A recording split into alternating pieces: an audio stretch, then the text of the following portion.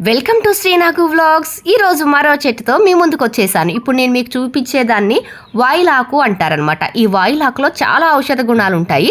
మెయిన్గా ఈ వాయిలాకును వచ్చేసి చికెన్ ఫాక్స్, ఆటలమ్మ, తల్లి బోసింది అంటారు కదా, బాడీ మీద చిన్న చిన్న కురుపులు వచ్చేస్తాయి కదా.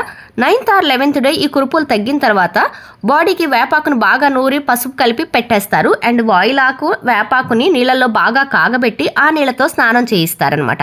అంటే స్కిన్కి సంబంధించిన ఎలాంటి ర్యాషెస్ ఉన్నా కూడా తగ్గిపోతాయి ఈ వాయిలాకు నీళ్ళతో స్నానం చేయడం వల్ల. అంతేకాకుండా బాడీ పెయిన్స్ ఎక్కువగా ఉన్నప్పుడు ఈ వాయిలాకును తెచ్చి నీళ్ళల్లో కాగబెట్టి స్నానం చేస్తే వెంటనే బాడీ పెయిన్స్ నుంచి రిలీఫ్ ఇస్తుంది. తలనొప్పి ఇలాంటి వాటి వల్ల కూడా పోతుంది. ఈ ఆకు కూడా చాలా మంచి స్మెల్ వస్తుంది అనమాట. అలాగే మా సైడ్ అంటే ఖమ్మం సైడు బాలింతలకి స్నానం చేసేటప్పుడుగా కంపల్సరిగా ఈ వాయిలాకుని నీళ్ళల్లో కలిపి స్నానం చేయిస్తారనమాట. అంటే బాడీకి సంబంధించి ఎలాంటి ప్రాబ్లమ్స్ ఉన్నా తగ్గిపోతాయి అని చెప్పేసి మా నమ్మకం. Please like, share, subscribe.